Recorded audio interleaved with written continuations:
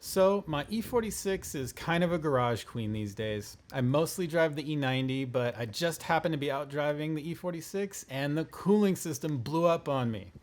The first thing I noticed was the AC stopped working, and that's what caused me to look around, and that's when I finally saw that the engine was overheating. Man, I wish it beeped or set off some kind of red alert or something.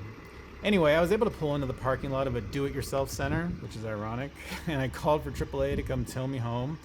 I hung around in the air-conditioned store until the guy finally showed up, and when he did, he very quickly slung the car up in the air, and off we went. Home was only a short 10-minute drive away. He set me down, easy.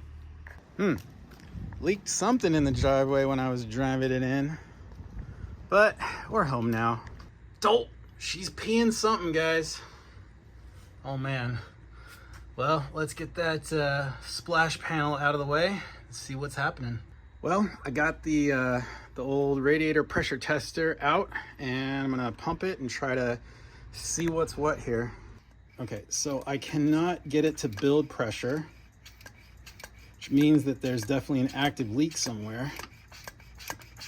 But if I can't get it to hold pressure, it's gonna be hard to get it to squirt out. In fact, probably most of the coolant's squirted out already. I might have to throw some water in order to get something to squirt out. See, because just looking under here, it's not 100% certain where the leak is coming from. Could be this lower radiator hose right here. Looks definitely suspect. But if I'm being honest, I see a little coolant on that sort of upper, well, it's not really the upper one, it's sort of the middle radiator hose that's connected right to the reservoir there. I don't know that I suspect the connection between the reservoir and sort of the radiator block, let's say. So maybe I'm mostly leaning on this hose, but then again, I did see coolant up top spraying out on the engine there. So who knows, man? I'm not exactly sure yet. So I think what we have to do is definitely put some water in the radiator and just get it more full of water, because I think it's pretty empty. So I gotta get something to be able to squirt out, and that way I can pinpoint it. Okay guys, I filled it up and I see something leaking big time. I still don't know what it is. I don't know. It's weird that it's coming from the back of the engine there. That kind of tells me maybe it's the coolant hoses underneath the intake manifold. Possibly that, because I really can't see anything going on up here. So the fact that it's all leaking out from back there, that's gotta be what it is. Yeah, something like that. So anyway, maybe one of the radiator hoses in the back there. It's also possible it could be one of those. I think I have to dig in more and maybe pull the intake manifold in order to figure out what this is. I did already pull the spark plugs out. I was just thinking, you know, I kept pumping air into this system with the radiator pressure tester and couldn't get it to pressurize. I'm thinking, oh my God, head gasket's blown. But no, that's not a blown head gasket. That definitely points to a cooling hose of some kind being popped off or broken off or something. So yeah, guess I'll figure out what it is.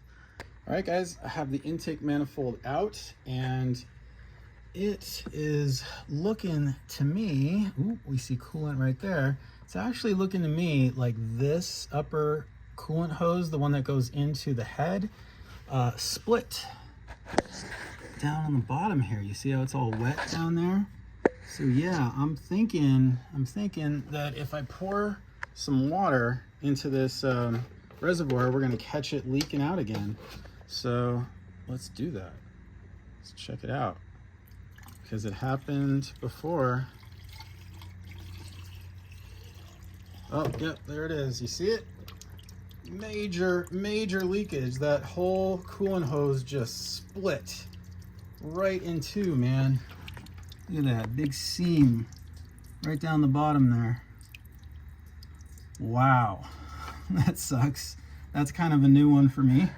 I did replace these hoses when I did my rebuild of this engine back in, I guess it was 2015. So it's been 8 years. Wow, that's actually a long time. But yeah, this should have lasted a little longer than that. So that's kind of disappointing.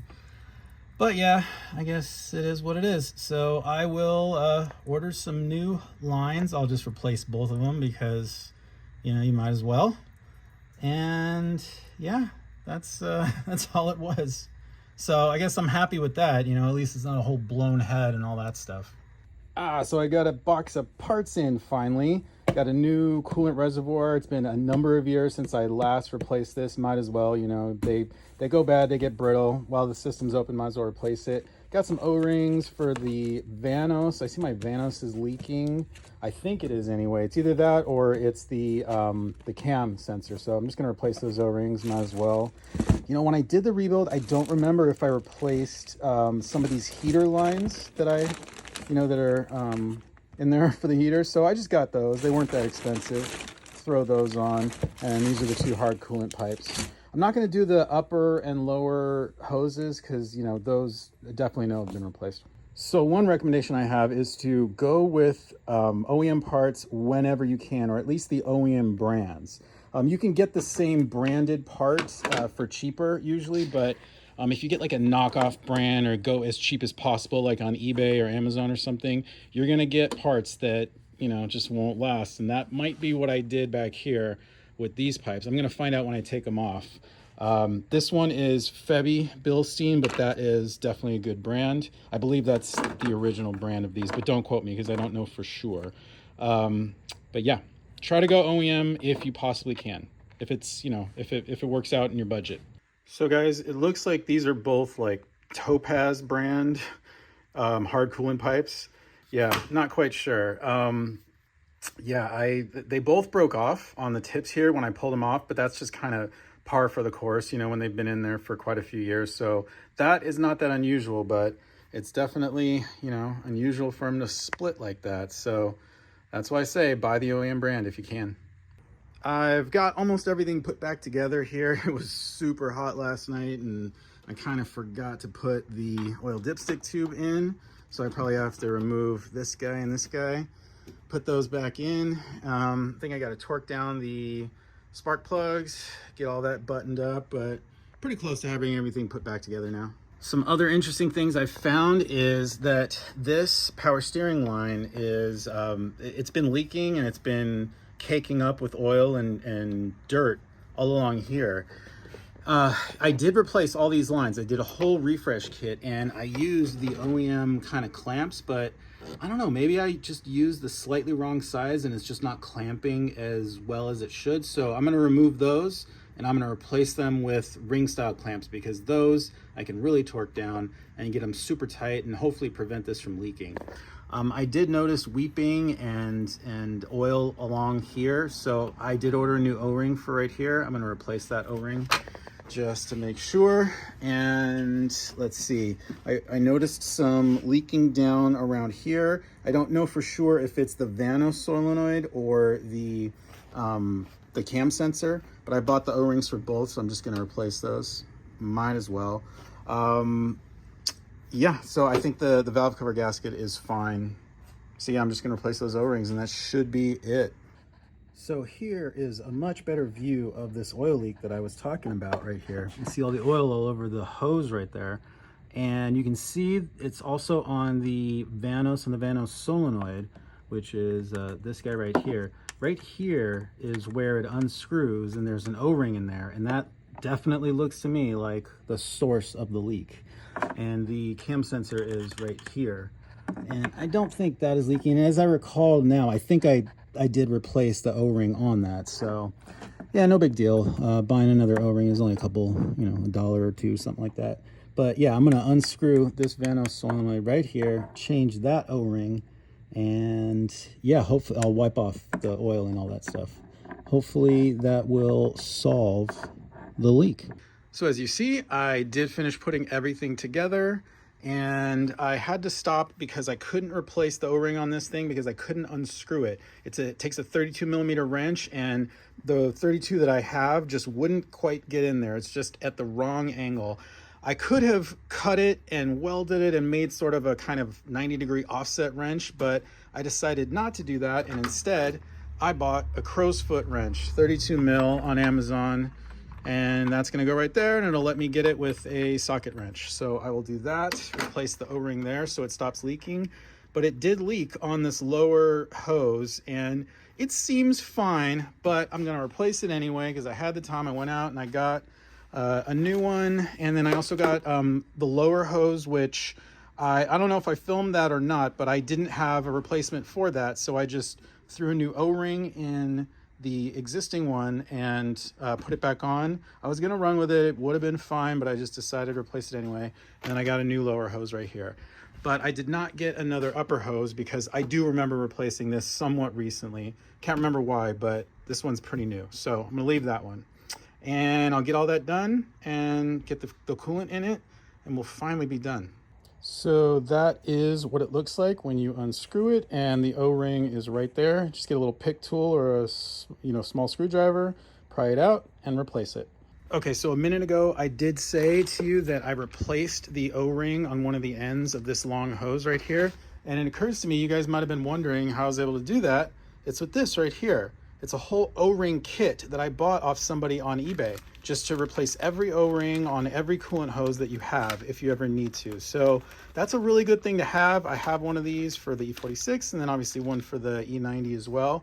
Good thing to pick up. You never know when you're gonna need it in a pinch. If you've, sometimes you take these coolant hoses off and the O-ring has become like way too big. It's weird. It kind of has absorbed oil or coolant or whatever in whatever case, and it becomes too big to get back on again.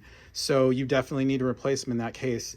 And that is what happened with this lower hose that's down in here. So yeah, I had replaced it, but yeah, now I'm just going to replace the whole hose because might as well. So when you pull out this lower coolant hose and you remove the coolant temp sensor, don't just stick this in the new hose without changing this O-ring, because it will leak. Trust me, it will absolutely leak. You need to replace it. So either order one or, get one from your O-ring kit.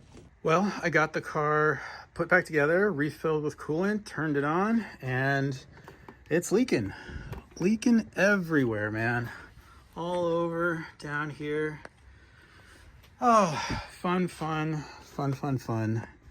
Not exactly sure where it's leaking from, but what I'm gonna do is pressurize it, put the bleeder screw back on, pressurize it using my pressure tester, and see where the noise is coming from. Should have done that before I did anything. Guess I was just a little too eager. You know what? It's actually holding pressure. So I think all that happened was I just put a little too much coolant in before I started the thing, and I did have the bleeder cracked open, and it must have just been letting off a little bit of excess there. So that's my bad. Anyway, I'll put the coolant bucket underneath so that it doesn't all fall on my floor, start the car again and get it warmed up so that the thermostat opens up and get it all bled out properly, and hopefully it'll be done. Well, it is all done. She's down off the jack stands and she's running, so we're good. So this radiator pressure tester kit is great. I recommend it for sure. This is sort of like the half kit. They make a bigger size kit that actually has the pressure filler. With that, you basically pressurize the system, you put it under vacuum, and then you suck the coolant into the system, and that way you don't have to burp the system later. You're not going to have an air pocket. The coolant will just get into all the corners of the cooling system. So I regret not buying the full size kit. Should have done that, but the half size kit is, I've used this so many times. It's absolutely great. Used it on a number of different cars. It has helped me to figure out where a leak is coming from that I otherwise could not have seen. So if you're thinking about getting this, definitely get it. You will not regret it. Well, she's down off the jack stands. She's back on the road. She's ready to blow up on me another day. Hope you enjoyed this video, guys. I'll see you on the next one.